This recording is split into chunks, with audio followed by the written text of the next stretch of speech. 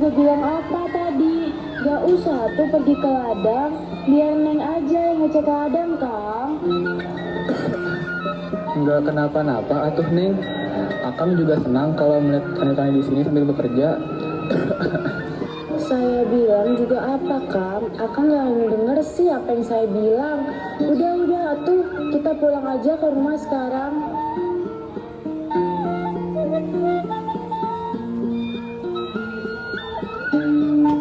Barja, tolong sini.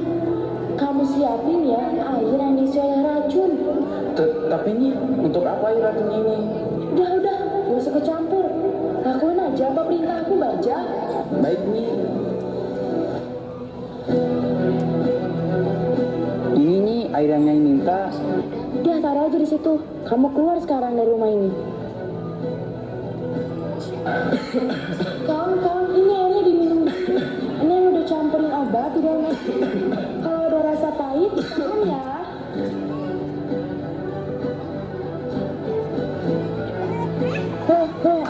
Akang kenapa? Akang kejang-kejang. Akang tolong.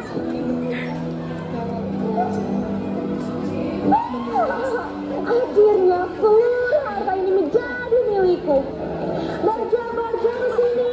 Tuanmu meninggal. Kabarkan kepada seluruh warga bahwa dia telah menderita sakit kembang, Barja.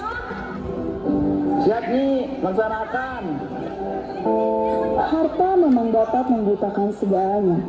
Bahkan nyawa rela dipertaruhkan hanya demi harta. Tak ada rasa penyesalan sedikit pun dari hati nuraninya Endit. Keserakahan telah menguasai dirinya. Setelah menguasai seluruh harta milik suaminya, Nyai Endit menjadi sangat serakah dan kejam terhadap rakyatnya. Hai para warga, mulai sekarang padi kalian harus dijual kepadaku. Jika tidak, kalian akan menerima hukumannya. Baik nih, ini harga padi. Hei, sejak kapan kalian menentukan harga? Ini, terima saja kue recehku. Itu pun sudah lebih dari cukup. Lagian, masih mending aku bayar. Wah gitu Nyai, iya mah tak cukup jam modal deui. Hei, jangan sebatang kara. Kamu tuh cuma hidup sendiri. Mana mungkin kebutuhan hidup itu banyak. Gak usah menipuku. Segitu pun udah cukup buatmu. Tak hanya itu, ketika stok padi para warga mulai menipis, warga hanya boleh membeli padi ke Nyai Endit dengan harga yang sangat melambung tinggi. Bahkan, Nyai Endit tak mau menolong warga yang kesusahan. Dia selalu menolaknya dengan nada yang angkuh.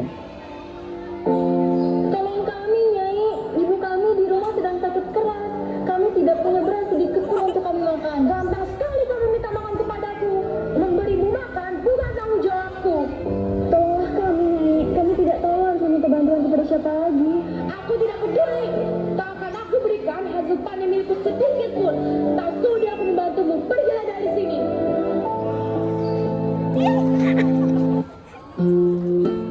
Aduh Gusti, persediaan beras kita nggak beak. Sebentar lagi kita terpaksa harus membeli beras ke Nyai Endit. Ke tetangga sebelah harganya ayeuna 5 kali lipat dibanding saat kita jual dulu. Iya itu, padahal kita dia perlu membeli keperluan yang lain. Duh Gusti, berilah keringanan atas beban yang kami pikul. Begitulah gerutuan para penduduk desa atas kesenangan-menangan Nyai Endit. Suatu siang yang panas, dari ujung desa nampak seorang nenek yang berjalan terbungkuk-bungkuk. Dia melewati pemukiman penduduk dengan tatapan penuh iba.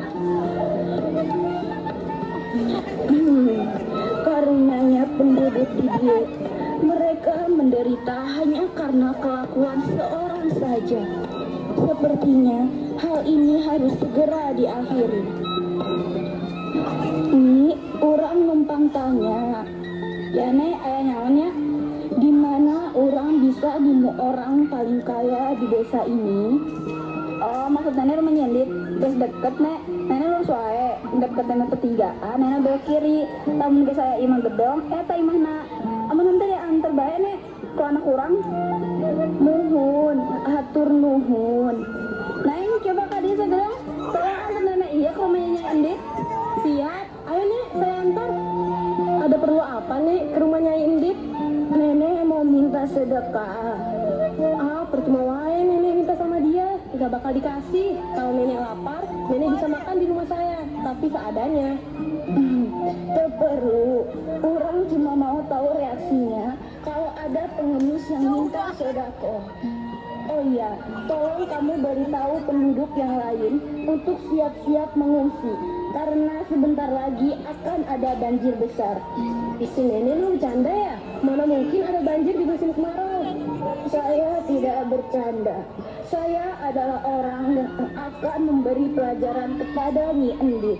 Maka dari itu, segeralah mengungsi. Bawalah barang berharga milik kalian. Sementara itu, Nyi Endit sedang menikmati hidangan yang berlimpah. Demikian pula para centengnya. Si pengemis tiba di depan rumah Nyi Endit dan langsung dihadang oleh para centeng. Hei pengemis tua, kamu pergi dari sini. Jangan sampai teras rumah ini kotor terinjak kakimu.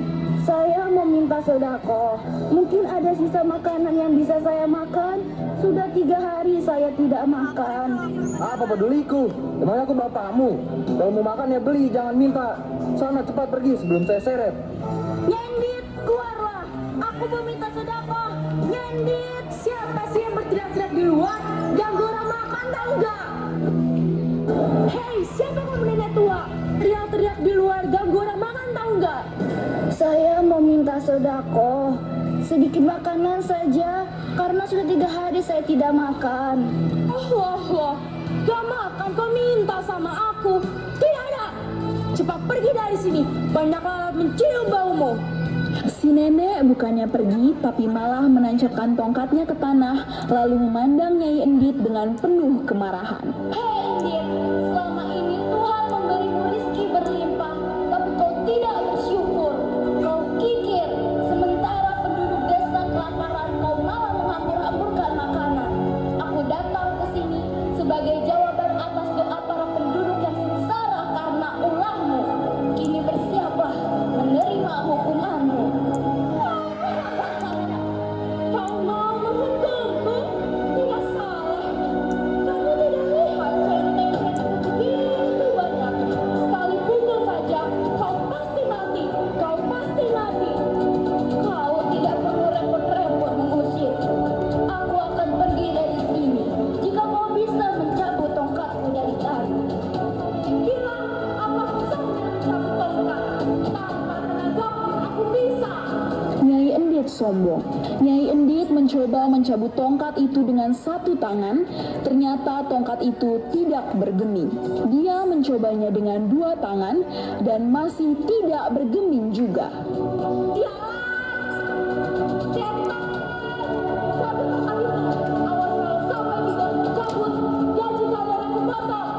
Centeng-centeng itu mencoba mencabut tongkat si nenek, namun meski sudah ditarik oleh 3 orang, tongkat itu tetap tidak bergeming.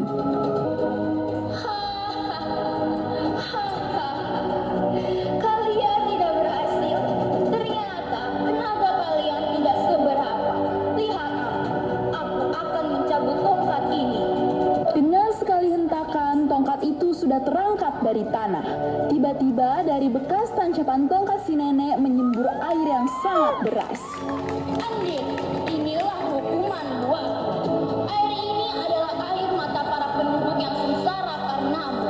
Kau dan seluruh hartamu akan tenggelam oleh air ini. Tidak. Setelah berkata demikian, si nenek tiba-tiba menghilang entah kemana. Tinggal Nyai Endit yang panik melihat air yang meluap dengan deras. Dia berusaha berlari menyelamatkan hartanya, namun air bah lebih cepat menenggelamkannya beserta dengan hartanya. Di desa itu, kini terbentuk sebuah danau kecil yang indah. Orang menamakannya Situ Bagendit. Situ artinya danau dan Bagendit berasal dari kata endit. Beberapa orang percaya bahwa kadang-kadang kita bisa melihat lintah sebesar kasur di dasar danau. Katanya itu adalah penjelmaan Nyai Endit yang tidak berhasil kabur dari jebakan air kutukan. Pesan moral yang dapat diambil dari kisah ini adalah bahwa kekayaan seharusnya disyukuri dan dimanfaatkan untuk kebaikan, bukan untuk menindas atau menyakiti orang lain.